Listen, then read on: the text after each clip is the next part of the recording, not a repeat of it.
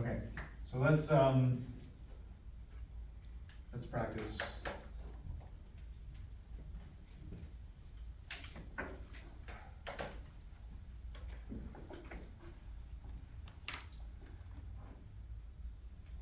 So let's say that you're taking a test, and the test is a multiple choice test. And let's say the multiple choice test has 30 questions.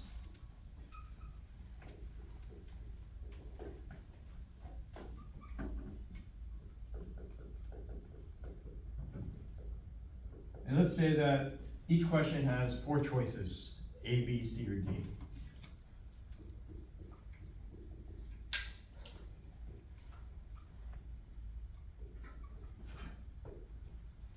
So let's say that you were to guess on all 30 questions of this multiple choice test. Let's say you were to Christmas tree the test. So the question is, what's the probability that you'll get a perfect score if you guess on all 30 questions?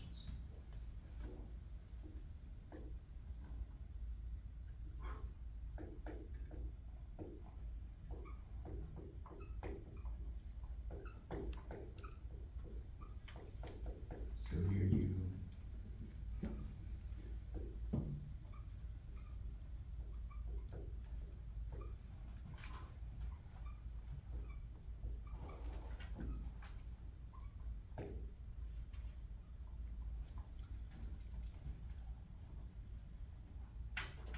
Okay, so we talked about these mathematical rules. This seems very complicated. It seems like there's a lot of moving pieces here. So what we should get in the habit of doing is going through each mathematical rule and seeing whether it might apply. Now, just because it applies doesn't mean it's necessarily helpful and quick to calculate the answer with. But that's a first start, is we want to see whether any of these mathematical rules apply, and then we're going to go from there. Yeah. Oh. Any guesses on where we could start? The multiplication rule? Okay, so how would we be able to use the multiplication rule?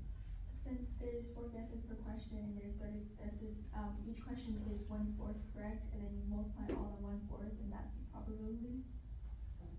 Okay, so let's try that. Good. So the first step in finding the probability of any situation is to take the situation and try to convert it into a logically equivalent statement that maybe has ands or ors, so that you could use either multiplication rule or addition rules. So all 30 questions correct means that what must be true for each individual question. So if you want all 30 to be correct, each individual question has to be correct. So the first question just by itself, ignoring all the other questions, has to be correct. So we can just rewrite this as the first question by itself has to be correct. But at the same time, so that's why this is joined by and, the second question by itself, if you ignore all the other questions, also has to be correct. And also, at the same time, on the same test, the third question has to be correct, and so forth.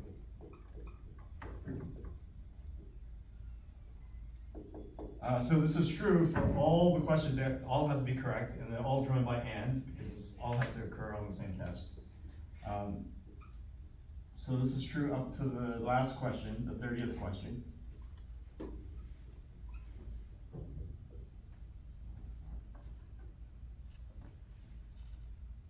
So this first step is just logic. This is not even getting into the math. This is just converting this statement that all 30 questions have to be correct into this logical equivalence, which is that these events have to be true and they're all joined by and. They all have to be true at the same time. Okay, so now that we recognize that we have a probability of events joined by and, which of these rules applies? So all the rules are boxed.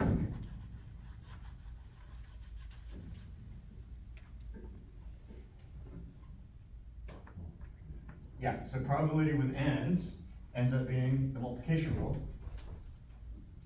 And so this multiplication rule is basically saying that you can split up this complicated event into individual events here that are, their probabilities are drawn by multiplication. So this will end up being, the multiplication rule says that each of the individual probabilities will end up being conditional probabilities. And so this will be the probability of the first event, given what happened before it. So in this case, nothing happened before the first event, so this will be the probability of just the first question being correct.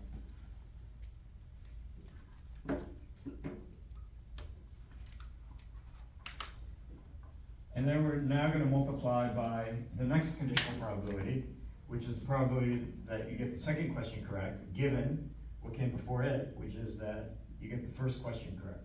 So this will be the probability of the second correct, given that you got the first question correct. And we'll talk about what this means later when we substitute in the numbers, but for now, we're just doing straight substitution into this multiplication rule. So,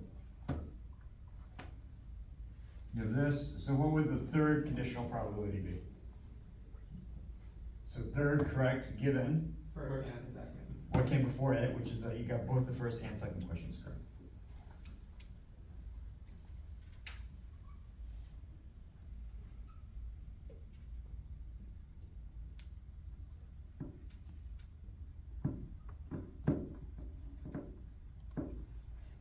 And so on. So the next probability, the fourth probability would be what? Fourth correct, given first, second, and third. Excellent. So the probability of the fourth question correct, given that you got the first, second, and third questions correct. And so on. So when we get to the very last probability, let's write that one out. So what would the last probability be? The 30th correct, given that you got the first 29 questions all correct. Okay, good. So 30th correct, given the first 29 correct.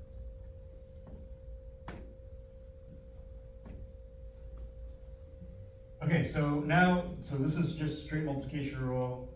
We're just expanding it in this template. So let's go ahead and do the actual substitution of numbers. And we can more properly understand what they mean. So what's the probability that you get the first question on the test correct by guessing, ignoring all the other questions? Yeah. 1/4. Yeah, very good. So that one question that you're guessing on, you have a 1 in 4 chance of getting that one question correct. So this will be 1 in 4.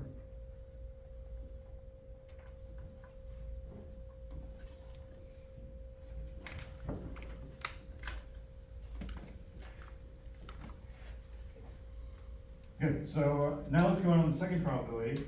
So this is gonna be conditional. Let's look at the condition first. This means that assuming you got the first question correct by guessing. So imagine you go to guess on the first question and you're assuming that you get that right. That's already a given. So now you go to guess on the second question. What's the probability you'll get that second question right? 1/4. Yeah, it turns out to be 1/4, and you notice it's the same answer as before without the condition. And so what that tells us is that the events in the conditional probability don't matter. It means that whether you consider this condition or not, the probability of getting the second question correct is still 1 out of 4. It doesn't matter whether you got the first question correct or not, the probability is still 1 out of 4. So because of that, later on you'll see that we call the events in the conditional probability, we call those events independent of each other. So whether you get the second question correct, it's independent of whether you got the first question correct, because this probability of this conditional probability is the same answer as the conditional for the non-conditional, the same answer as the non-conditional probability. So because these answers are the same, the events in the conditional probability are said to be independent of each other. Any questions? Okay, so what about the third probability? So assuming that you got the first 2 questions correct by guessing, that's already done with. Now you guess on the third question, what's the probability you'll get the third question correct? Also 1/4. Because it doesn't matter whether you got the first 2 questions correct, the probability will still be 1/4. So you notice a pattern here, where all these probabilities end up being the same probability 1/4. And this 1/4 is getting multiplied by itself how many times? 30 times. Yeah, 30 times. So the answer here is gonna be 1/4 multiplied by itself 30 times. And another way of saying that is 1/4 raised to the 30th power. Very good. So the answer here is gonna be 1/4 raised to the 30th power.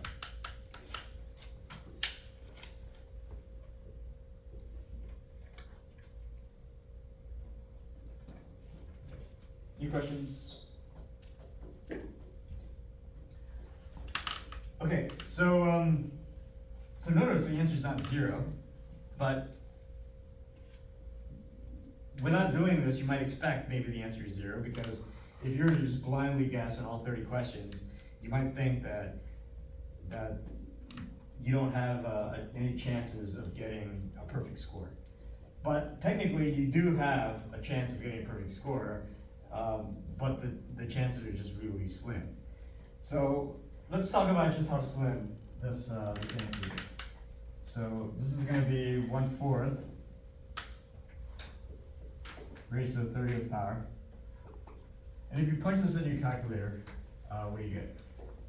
8.67 times 10 to the 19, or negative 19. Okay, so let's do it this way. Let's we know that this 1/4 raised to the 30th power is the same as 1/4 times itself 30 times. So then we know we can just multiply across. So the 1 multiplied 30 times is just 1. And then this 4 raised to the 30th power, we can think of it as this. So the probability is 1 in 4 to the 30th. So now let's just punch in 4 to the 30th. And tell us approximately what you get.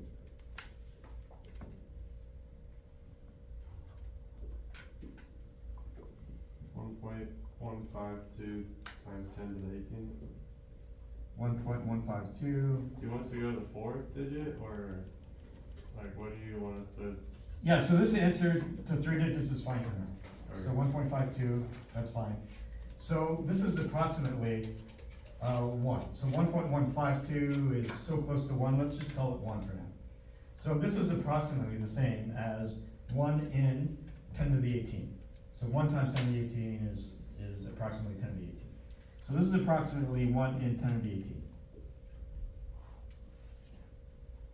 This is the likelihood you'll get a perfect score. So that means that out of every 10 to the 18 tests, one of those times you'll get a perfect score. So out of 10 to the 18 attempts, one of those times you'll get a perfect score. But let's talk about how big or small 10 to the 18 is. So let's do this.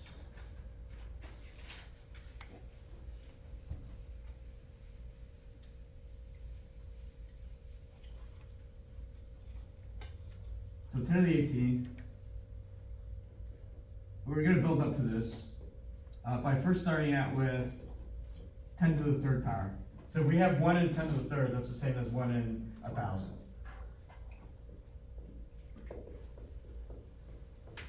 So now if we go from 10 to the 3rd and we multiply by another 1,000 or add another 3 zeros in there, we're going to get 10 to the 6. So in words, what's 10 to the 6? 1 million. Yeah, 1 million. So 10 to the 6 is a million. So 1 in 10 to the 6 would be 1 in 1 million.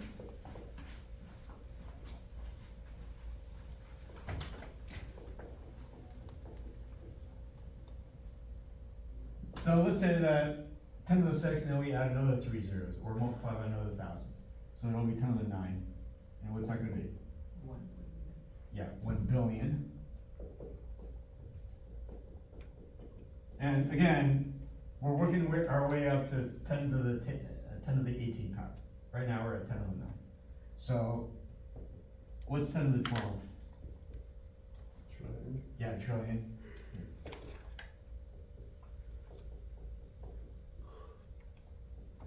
So if we add another 3 zeros, multiply it by another 1,000, we get 10 to the 15, what was that?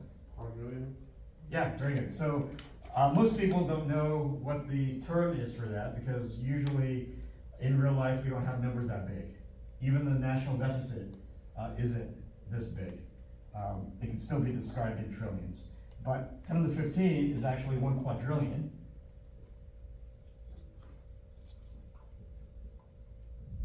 But that's still 10 to the 15. We need to add another 3 zeros to get 10 to the 18. Anybody happen to know what it's called? Is it septillion or quintillion? Yeah, it ends up being quintillion. And the reason for that is if you look at these prefixes here, bi means 2, and then tri means 3, and the quad means 4, and then the quin means 5. So every 1,000 that we're multiplying, this prefix gets changed. So the point is that if you guess on a 30-question multiple choice test, yes, it's possible to get a perfect score, but it's a very slim possibility, and it ends up being 1 in 1 quintillion. So it's astronomically small. Any questions? So you're saying there's a chance? Okay, so this is the probability that you'll get a perfect score. If you guess on all 30 questions, it ends up being 1/4 raised to the 30th power.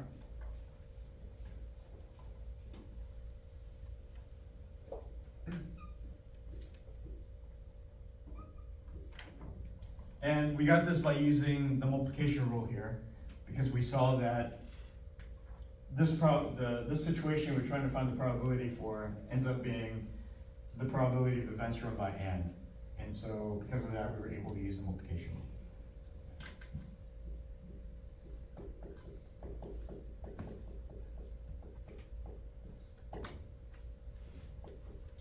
So just as practice, let's see if we can use any of the other mathematical approaches to also find this probability. So it's better maybe if I summarize these mathematical rules in a more compact list.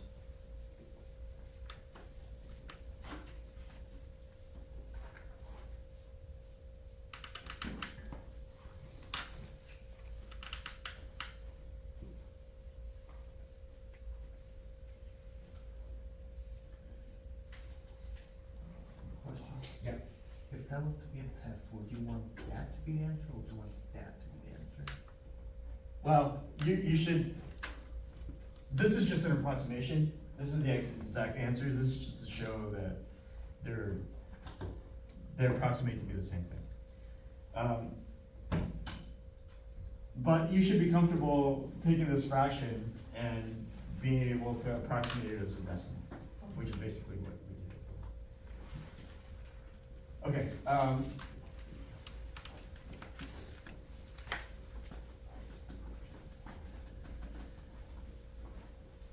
So the mathematical rules we talked about are classical definition of probability,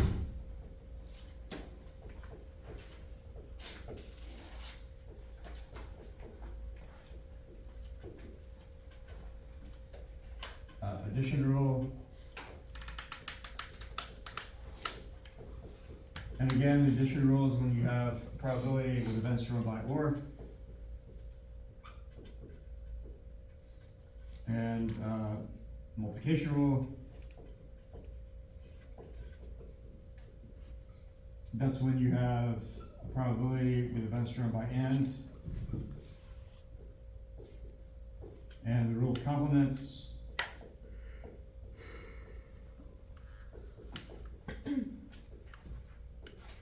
Which means to find the probability of the event you want, if you know the probability of its complement easily, you can just subtract that from 1.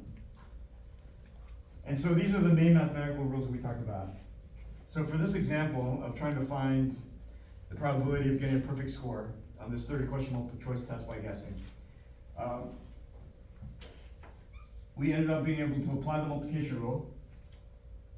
So just as practice, let's try to see if we can identify whether the other rules might apply.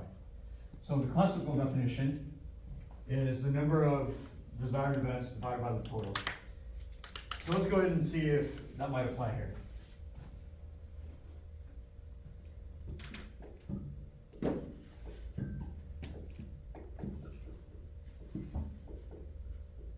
So the number of total events here, each event would represent a single Scantron or a single test that you could possibly hand in. So how many total possible Scantrons are there? Oh, never mind. I Oh, was okay, looking at a okay. different number. So each time you only hand in one Scantron, but how many possible Scantrons are there for you to hand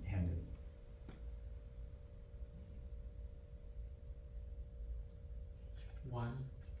Well, there's one that you end up handing in, but theoretically, how many different Scantrons? Like if you filled it out one way, you could hand that in, but let's say you changed your mind and you erased everything, you could fill it out a different way and hand that in as well. So how many different ways are possible for you to hand in the Scantron? Yeah. 4 to the 30, Okay, so why do you say that? because every single question has 1 in 4 possibilities, and this goes back to, I forget the name of the actual, Very good. So this goes back to the rule of counting. that's, Very good. Okay, very good, excellent. So, every Scantron that you hand in, we've been asking ourselves, each possibility has how many objects in it. So, every Scantron that you hand in has 30 objects, 30 bubbles that you bubble in. And so, we then have a number of placeholders that represents that number of categories or objects that must be in each possibility. So we have 30 objects or placeholders here, and then we ask ourselves how many options are there for each placeholder representing each number of the Scantron. So the first placeholder represents the first item in the Scantron. How many options are there for you to fill in? There's 4, A, B, C, or D, in which case you'd fill in 1, but there's 4 options. And then for the second question, now you have also 4 options, and so on, up through 30 questions total. And by the rule of counting, you would multiply all these together. So this ends up being 4 to the 30th power. So this represents the number of total events here, or the number of total Scantrons that are possible. And of those, how many represent a desired event, which is all the questions filled out correctly? How many represent a perfect Scantron? Yeah, just 1. So this would be 1 raised to the 40th. 1 divided by 4 to the 30th power. So this is another way of getting the same answer, and these end up being the same because the top one looks a little bit different because this is saying that you take 1 divided by 4 first, and whatever that is, raise it to the 30th power. The bottom is saying 1 divided by 4 to the 30th power, but it turns out that they're the same because this top one, when you have an argument that is all multiplication or division being applied to a power, then you can distribute the power across. So this is the same thing as saying 1 to the 30th divided by 4 to the 30th, and 1 to the 30th ends up being what? Just 1. So this 1 divided by 4 to the 30th is the same as this. So these are the same answer, and you're getting them in using different approaches. So 1, we use the multiplication rule. The second approach, we use the classical definition of probability, and we get the same answer. So just as practice, let's go through the list and see whether any of these might apply. So do you think the addition rule applies here? No. Yeah, no, because this is probability with events drawn by or, meaning that either one of these events could happen. Either or, versus an and means that if you want all 30 to be correct, what has to be true is that the first question has to be correct, and the second is correct, and the third has to be correct. All of them have to be true in the same test. Or means that you're allowing any of them to be true, and not necessarily all of it. So this is too lax of a constraint. So this one doesn't apply here. And what about the rule of complements? So the rule of complements could apply if it's easy to find the probability of the complement. Yeah, so what event represents the complement here? So our event is that we want all 30 to be correct. And so the complement represents everything left over. And so everything left over means that besides getting all 30 correct, you could get 29 correct, you could get 28 correct, you could get 27 correct, or you could get all of them wrong. All of those, any of those possibilities happening represents the complement. And so to find the probability of any one of those situations happening, that's actually not easy, not straightforward. So because of that, this complement is not easy to calculate. And because of that, using the rule of complements would not be helpful for us. Any questions? Okay. All right, so in the time we have left, let's keep practicing. So let's continue to use this example of a 30-question multiple choice test, 4 choices per question, and we guess on all 30 questions. And so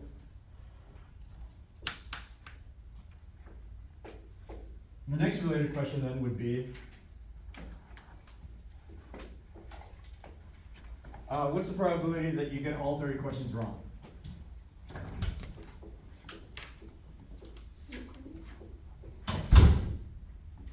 Okay, I hear a vote for the same thing. Couple votes for the same thing.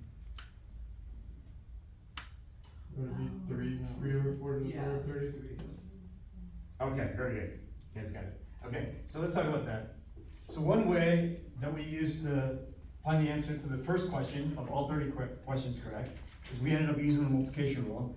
We took the probability of a single question correct, which is 1/4, and we just multiplied that same number over and over 30 times. But now, because we want all 30 to be wrong, we need to take the probability of getting a single question wrong and multiply that number by itself 30 times. So the probability of getting a question wrong would be 3 choices out of 4. And then we're going to multiply that same number by itself 30 times.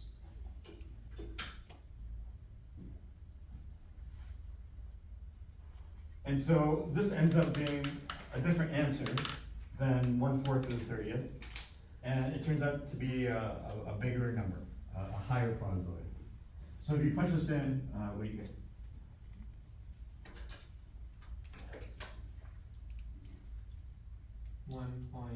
.786 times 10 to the negative 4. Okay, very good. So what this means is that it's this number, approximately 1.7, where you take the decimal and you move it to the left 4 places. So this is the same as this. So now we have 3 zeros and a 1, and then followed by the rest of the numbers.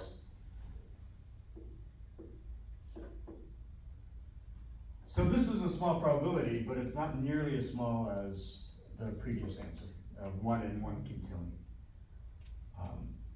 So this is only approximately 1 in 10,000, which is a much higher probability. Any questions? So in this question, we were able to easily do this using the multiplication rule and just realize that we could just take the probability of a single question wrong and just multiply by itself that many times. Now, just as practice, let's try to identify any of the other ways to find this probability. And then on a test or in real life, you're free to use any one of these as long as it's convenient. But sometimes one will be more convenient than the other. So that's why it's important to practice when one might apply, and to identify when one might be convenient. So in this case, would the classical definition of probability be useful? So let's try it. So we're going to take the number of desired events divided by the number total.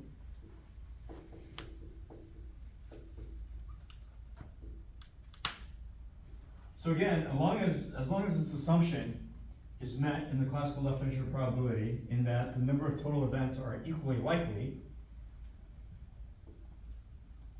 and it's easy to count this, then this would be useful for us.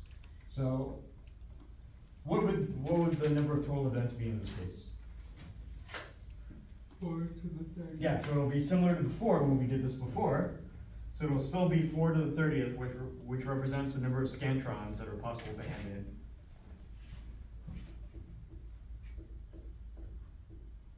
But now, in the number of total events, imagine all these possibilities of 4 to the 30th scantrons. Out of those, how many represent getting all the questions wrong? Is it still 1? So for example, if you had a 3-question multiple choice test as opposed to a 30-question multiple choice test, and let's say that the correct answers were all C.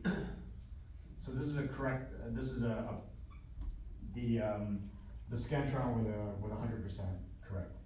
But what are all the ways in which you could hand in a scantron with all the wrong answers? Is it only one possibility? No, so it could be anything as long as it's not this one, right? It could be ACC, or it could be BCC, or it could be DCC, or it could be CAC or CBC and so on. So you have a lot of possibilities here. That represent all of them being wrong. So I didn't make them all wrong. So there's a lot of possibilities where they could all be wrong.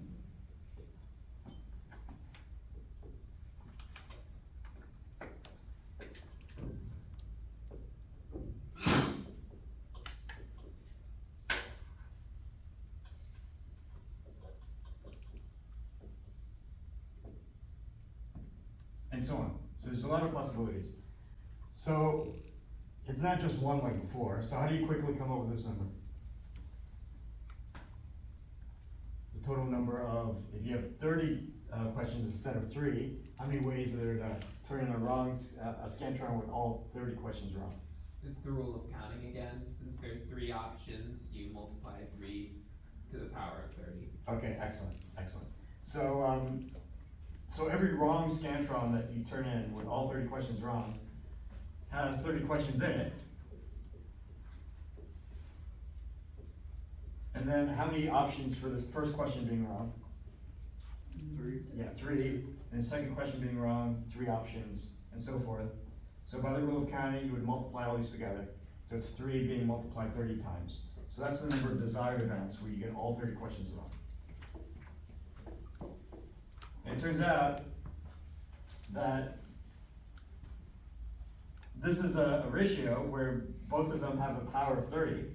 And because this is all multiplication or division, you can share that power of 30 across this division. And this will end up being the same as 3/4 first raised to the 30th power. So these end up being the same thing. And so this answer that we got by the classical definition ends up being the same answer that we got with the multiplication rule. Any questions? Okay. So again, just as practice, going through this list, would the multiplication rule be, would the addition rule be helpful for us? No. Yeah, no, because we don't have a situation where we're trying to find the probability of either one event happening or something else happening. We want all 30 questions to be wrong. There's no other possibility that we're allowed. So, can't use the addition rule. What about the rule of complements? Is it easy to find the probability of the complement? What does the complement situation represent in this case? Anything or any possibility with at least one correct answer. Yeah, very good. So all 30 wrong means that you're getting 0 correct. So everything left over represents the complement. So that means that you're getting any number correct besides just 0 correct. So that means you could get 1 right, or 2 right, or up to all 30. So that means you're getting at least 1 correct. So that represents the complement. So if that's not easy to find, then this rule of complements isn't going to be easy for us to apply. Any questions so far? Okay, so let's do another example related to this.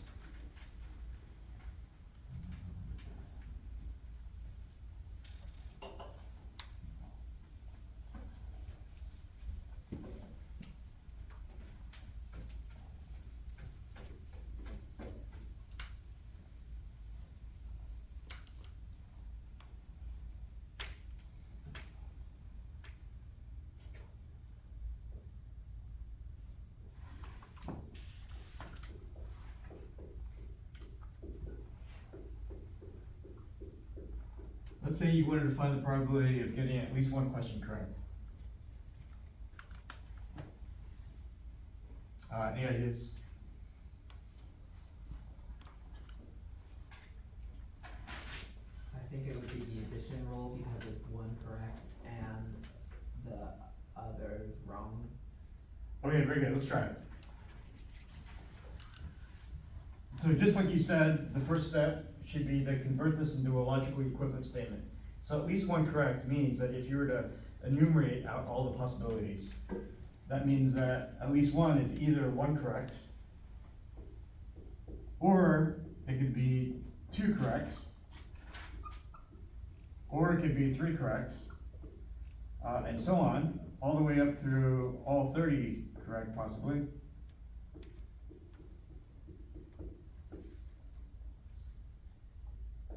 But any one of these things can be true. They don't all have to be true, and in fact, they can't all be true at the same time. So any one of these could be true, and that's why these probabilities of the events are being joined by OR. So we said that the probability of eventual by OR, which mathematical rule was it? Yeah, that ends up being the addition rule. So now let's go ahead and try the addition rule here. So recall the addition rule says that if you have events joined by OR in a probability, that this is the same as the probability of each individual event. So you're adding up each of the individual events, and then you're subtracting out the probability of any overlap between events.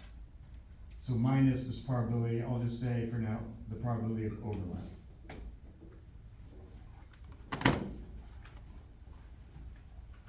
So in this case, this would be the same as the probability of getting one correct plus the probability of getting two correct, and so on, all the way up through the probability of all 30 correct, and then subtract out any overlap as well. But before we get into all that and try to actually calculate the probability of overlap, let's see if this is even helpful for us before we dive in. So if we look at an arbitrary probability, for example, the probability of 3 correct, that means we can get any 3 of the questions correct. That means we can get the first 3 correct, or we can get the last 3, or we can get any middle 3 correct. So just finding this one probability is actually not straightforward, because there's a lot of options, a lot of probabilities involved in just this one situation of getting 3 correct. And so we have to go through and use the addition rule here to add up all the possibilities that represent getting any 3 of the middle ones correct out of the 30. So the point is that finding any of these probabilities is actually not straightforward. It's very tedious. Yeah. So would the rule of complements work better? Okay, very good. So even though mathematically, yes, we can use this approach, it doesn't mean it's helpful, because this actually ends up being very tedious to calculate each of these probabilities. If we were able to do it, then yes, we'd get the right answer. But it's very tedious to calculate each of these probabilities. 30 probabilities, and then you have to calculate this probability of overlap as well. So this is very tedious. So let's back up for a moment and think about whether any of the remaining approaches is easier to calculate with. And again, let's visit the rule of complements and ask ourselves if the probability of the complement is easy to calculate. If it is, then we just subtract from 1. So is the probability of this complement easy to calculate? Yeah. Yeah, what does the complement situation here represent? None correct. Yeah, excellent. So at least one correct means that we want 1 or more correct. Either 1 correct or 2 or 3 all the way up to 30. So what situation is left out of this? And that would represent the complement. So you look at all the possibilities here, What situation is left out?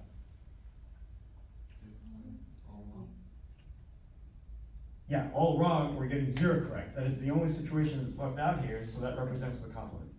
And so, is it easy to calculate the probability of getting 0 correct or all 30 wrong?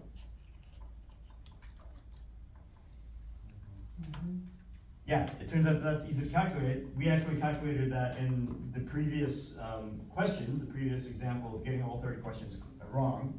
And that ended up being, so the probability of 0 correct or all 30 wrong ended up being the 3/4 raised to the 30th power.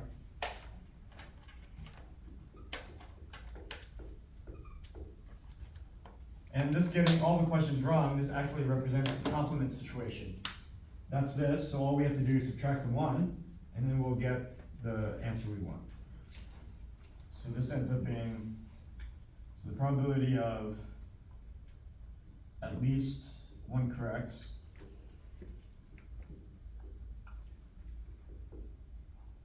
ends up being 1 minus the probability of 0 correct, which ends up being 1 minus 3/4 raised to the 30th power.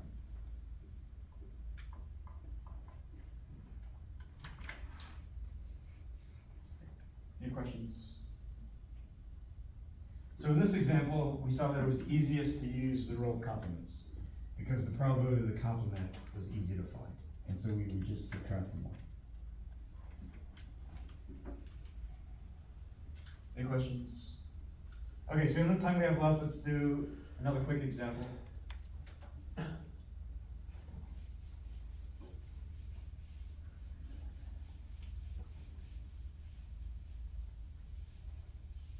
So let's say that after college, let's say that you guys go on and apply to grad school or professional schools, like nursing school, medical school, graduate school, and so forth, law school. So nowadays, it turns out that those graduate schools and professional schools are extremely competitive. And so let's use a reasonable statistic here. Let's say the probability of getting into any one of those schools is 1 out of 10. So the probability of getting accepted by any one school is 1 out of 10.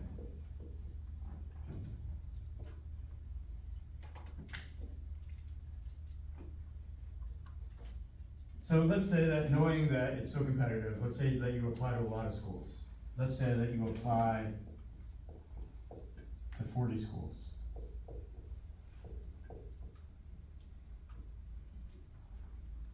Let's say that you have the time, patience, and money to do this.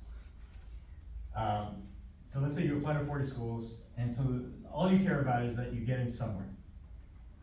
So let's ask, what's the probability that you'll get accepted somewhere? Or I'll just say accepted anywhere.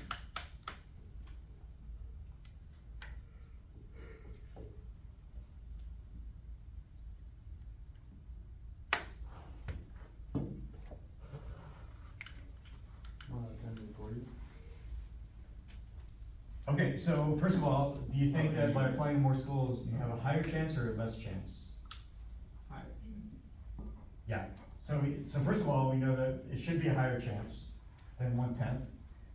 And so the suggestion that was made was a good suggestion, which is 1/10 to the 40th. But if you do that, does this end up being a smaller number or a bigger number than 1/10? Yeah, this ends up being a lot smaller. So we know that something went wrong. So what else do you think we could do? Yeah. Do the addition rule?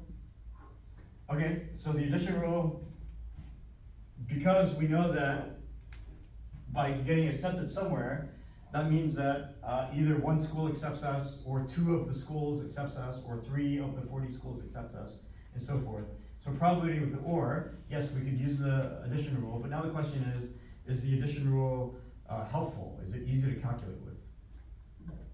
So that means that we're trying to find the probability of, any one of the schools accepts us. So I'll just say one school accepts, or any two of the schools could accept us. Or any three of the schools accept us, and so forth, all the way up to the 40-day school. And then we would have to add up each of the individual probabilities. So now we run into the same issue as before. Each of these probabilities is not easy to find. This is very cumbersome and tedious. How would you do a complement that? Yeah, so now let's think about if we were to use the rule of complements, is the complement easy to calculate with? Is it easy to find the probability of the complement? And we would have to ask ourselves what the complement situation represents here. So what situation represents everything that is left over from being accepted by any of the schools? Being accepted nowhere. Yeah, so what's left over by being accepted anywhere is being accepted nowhere. And so is it easy to find the probability of getting accepted nowhere? Okay, so that means that the first school must reject us, and the second school rejects us, and the third. So we have a probability with events joined by and.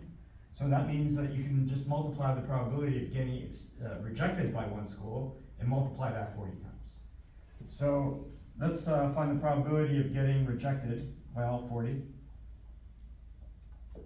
So how do you find the probability of getting rejected by one school? If being accepted by one school is 1/10, what's the probability of getting rejected by one school? Yeah, what's left over from one, which is 9/10. So getting rejected by one school is 9/10. So being rejected by all 40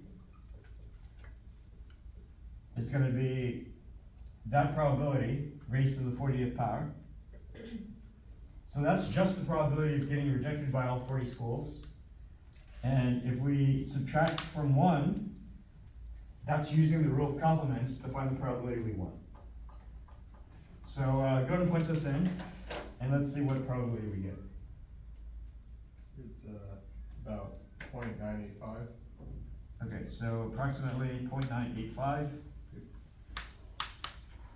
So you see that this probability is very close to one, so it's virtually 100%.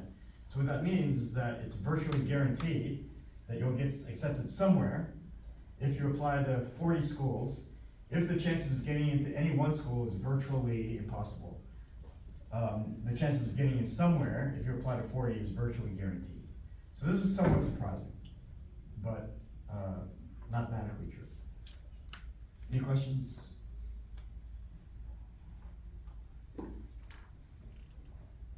Okay. All right.